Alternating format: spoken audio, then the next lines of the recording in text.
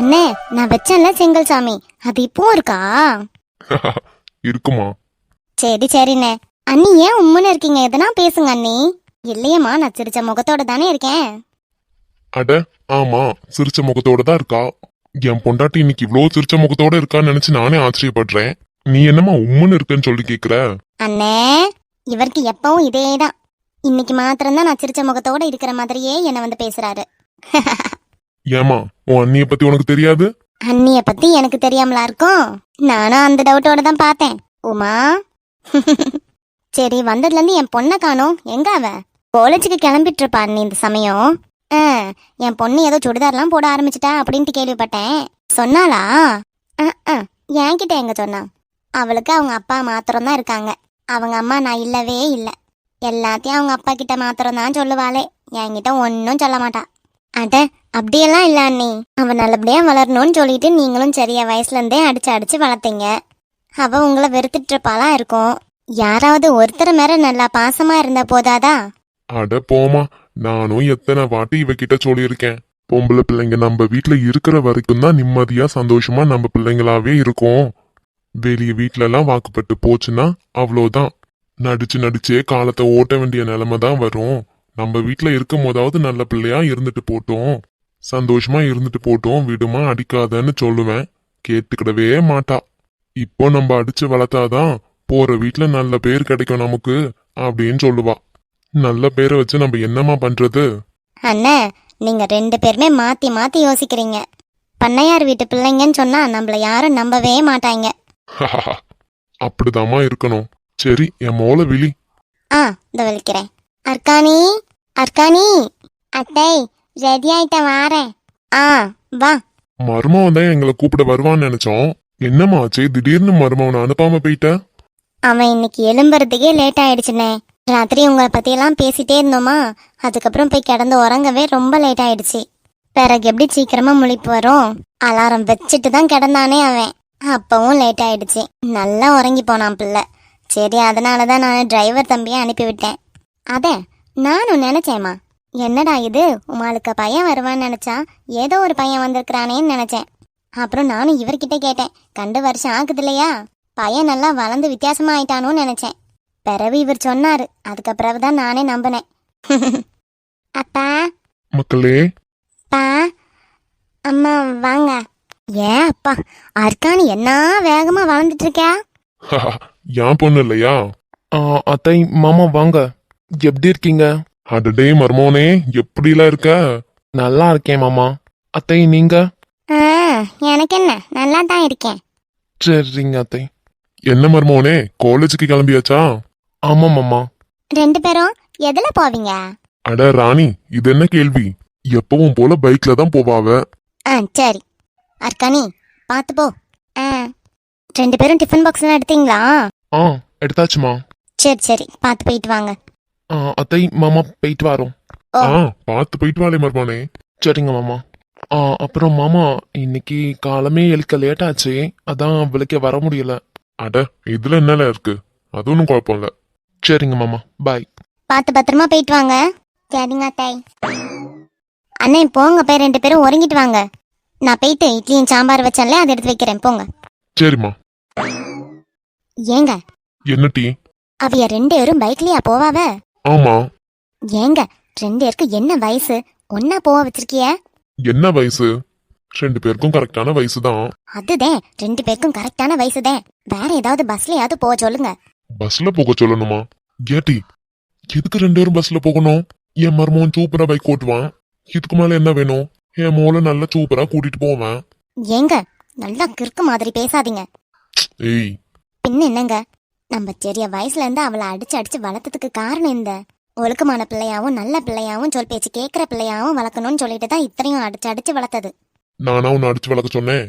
நீங்க சொல்லலதான், எதுக்காக அடிச்சு வளர்த்தது நானு, அத யோசிங்க. ஏட்டி ராணி, மிண்டாத இரு. நான் 2 பேருக்கும் தான் கெட்டி வைக்கணும்னு நேரமே சொல்லியிருக்கேன். ஆமா ஆமா, நேரமே சொல்லுவீங்க நீங்க. நான் அருக்கானிய என் அண்ணன் பையலுக்கு கெட்டி வைக்கலான்னு பார்த்தா, நீங்க உங்க தங்கச்சி பையனுக்கு கெட்டி வைக்கணும்னு நினைச்சிட்டு இருக்குதிய. அதெல்லாம் முடியவே முடியாது. ராணி, இத குறிச்சு நான் நேரமே பேசிட்டேன் உன்கிட்ட. என்ன கோவப்படுத்தணும்னு நினைக்காத. அர்க்கானிக்கு வரும்னு சிறிய வயசுல இருந்தே நான் சொல்லிக்கிட்டு இருக்கேன். ஏங்க நானும் அதே தான் சொல்லிக்கிட்டு இருக்கேன்.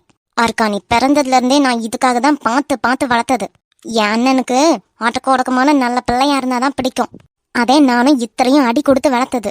ஓ, இப்ப அவங்க தங்கச்சி பையனுக்கு கெட்டி வைக்கணுமாமே. ராணி, வெளியே எங்கேயாச்சும் வந்தா இது மாதிரி கோவப்படுறத முத நிறுத்து.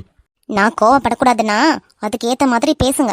ஹோ, சிறிய வயசுல இருந்தே என் தேவைக்காக வளர்த்தா இவங்க இப்ப வந்துட்டு வருணுக்கு கெட்டி வைக்கணுமா அவங்க தங்கச்சி பையன் வருணுக்கு. அதான் இப்பவே மர்மோனே மர்மோனேன்னு விழிச்சோண்டு திரியுதாவ. எடி, நான் இப்படி இருக்கனேன்னு பார்க்காத. தங்கச்சி வீட்டுக்கு வந்திருக்கோம், எதுவும் சண்டை ஒன்றும் வேண்டாமேன்னு நினைக்கிறேன். என்னை பத்தி தெரியும்ல, வாயை மூடிட்டு இரு. என்னன்னாலும் உங்க தங்கச்சி பையன் வருணுக்கு ஒன்னும் கெட்டி வைக்க முடியவே முடியாது. எனக்கு மோள என் அண்ணன் மோனுக்கு தான் கெட்டி கொடுக்கணும்னு எழுதி வச்சிருக்கேன். சொல்லிட்டேன். பாத்துரலாம். பின்ன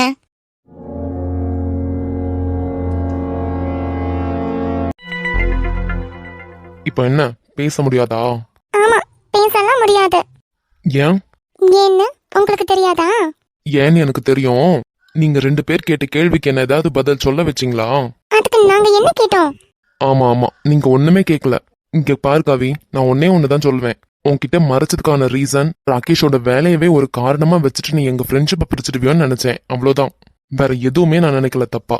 ஆமா, இது மாதிரி ஃப்ரெண்ட்ஷிப் வச்சிருந்தா தூக்கி வச்சு கொண்டாடுவாங்களா?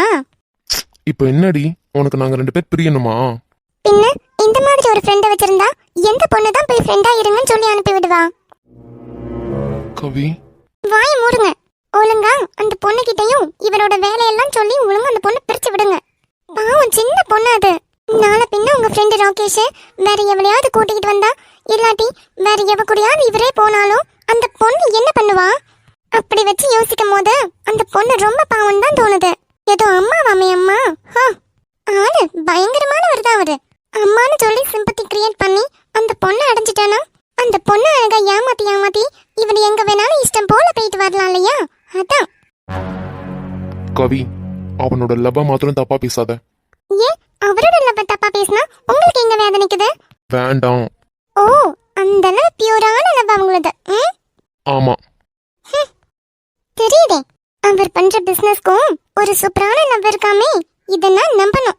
ஏங்க வேண்டாம், ஏதாவது நான் பேசிடுவேன். கவி, நீ எதுவும் தப்பா பேசுற நிலைமெல்லாம் இங்க ஒண்ணும் போயிட்டு இல்ல.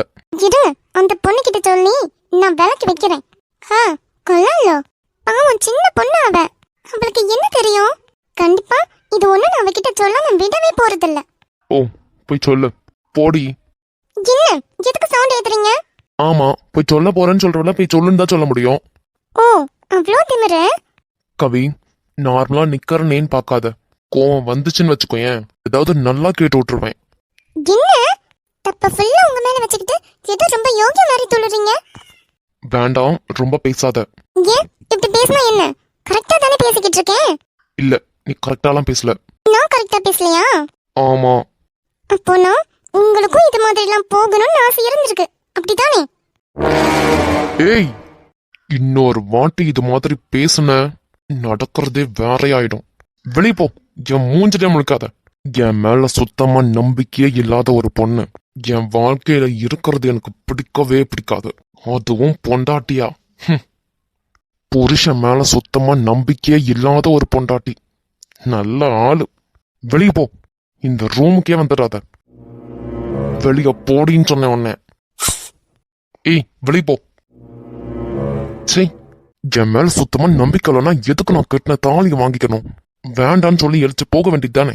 அவ ஃப்ரெண்டு சொன்னதெல்லாம் நம்பிக்கிட்டு இருந்தாளே, அப்பவே எழுச்சி போக வேண்டியது தானே? எதுக்கு எதையோ யோசிச்சு என்ன பழி வாங்கணும்னு சொல்லி நான் கட்டின தாலியை வாங்கினா இவ? அதான் மொத்தமா சேர்த்து வச்சு பழி வாங்கிட்டு இருக்காளா இப்போ? நல்லா இருக்கு, நல்லா இருக்கு, ரொம்ப நல்லா இருக்கு. கவி இது மாதிரிலாம் மனசுல ஒன்னத்தை வச்சுக்கிட்டு தான் என்கிட்ட பேசுறான்னு சொல்லிட்டு நான் நினைச்சு கூட பாக்கல. என்கிட்ட ஏதாவது பேசிட்டு வரட்டும், அப்ப இருக்குடி உனக்கு. சை.